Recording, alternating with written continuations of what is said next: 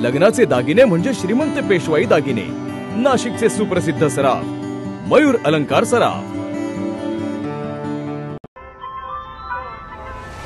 ताज्या बातम्यांसाठी नाशिक न्यूजच्या YouTube चॅनलला सबस्क्राइब करा आणि बेल आयकॉनला प्रेस करा।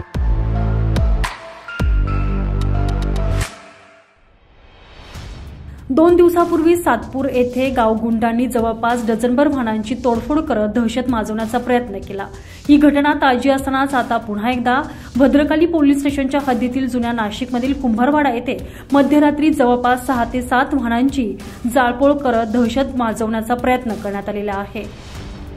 टवाळखोरांनी केलेल्या या जाळपोळीत या वाहनांची अक्षरशः राखरांगोळी झाली आहे। या घटनेमुळे स्थानिक परिसरातील नागरिकांमध्ये भीतीचं वातावरण निर्माण झालेलं असून नागरिकांमधून पोलिसांच्या कार्यपद्धतीवर तीव्र संताप व्यक्त केला जातोय। सर्वात आश्चर्याची आणि संतापजनक बाब म्हणजे 6 महिन्यांमध्ये कुंभारवाडा परिसरात तिसऱ्यांदा वाहन जाळपोळीचा प्रकार घडलाय। याआधी देखील 2 मोटारसायकल या ठिकाणी जाळण्यात आलेल्या होत्या। काल मध्यरात्री सर्व लोक झोपेत असताना 2:30 वाजेच्या सुमारास अज्ञात व्यक्तींनी कुंभारवाडा भागामध्ये गाड्यांची जाळपोळ केली आहे। त्यामध्ये 2 ॲक्टिवा, 1 छोटी लुना, 2 मोटारसायकल, 1 छोटा हत्ती आणि एका हातगाडीचा समावेश आहे। गोरगरीब तसेच मध्यम वर्गातील नागरिकांचा हा परिसर आहे। गोरगरिबांच्या वाहन जाळपोळीचा हा प्रकार घडल्यानं वाहन मालकांना मोठा आर्थिक फटका यामुळे बसलेला आहे। नमस्कार। काजीगडी परिसरामध्ये मागच्या 6 महिन्यापासून या घटना वारंवार घडत आहे। इथे मागच्या वेळेस 4 गाड्या जाळल्या होत्या, त्याच्या आधी 2 गाड्या जाळल्या होत्या, आतापर्यंत इथे 8 गाड्यांचा हा विषय केलेला आहे। नाशिकमध्ये गुन्हेगारी प्रवृत्ती वाढत चाललेली आहे। जुन्या नाशिकात असा प्रकार जो आहे वारंवार घडत आहे।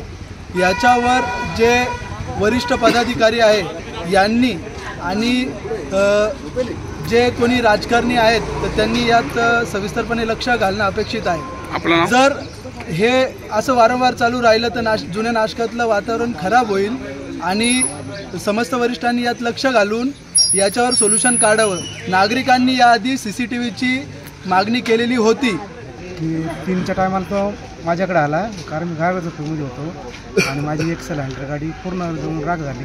खाली येऊन पाहतो तर पूर्ण काहीच नाही। छोटा हत्ती बी होता। ते शेजार कधी घेतली होती? आता 30 तारखेला घेतली होती, म्हणजे आज 20 दिवस झाले फक्त। रात्री तिचे प्लेट लावले, नंबर प्लेट।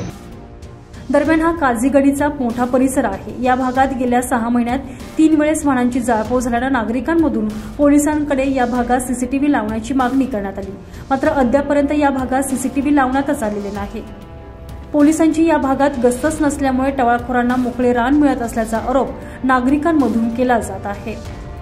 टवाळखोरांच्या या उपद्व्यापामुळे मोठा आर्थिक फटका सहन करावा लागत असल्यानं स्थानिक नागरिकांमधून पोलीस प्रशासनाविरोधात तीव्र रोष व्यक्त केला जात आहे। पोलिसांनी कडक कारवाई करून अशा टवाळखोरांचा कायमचा बंदोबस्त करावा अशी मागणी देखील स्थानिक नागरिकांमधून केली जाते। संजय परमार, नाशिक न्यूज, नाशिक।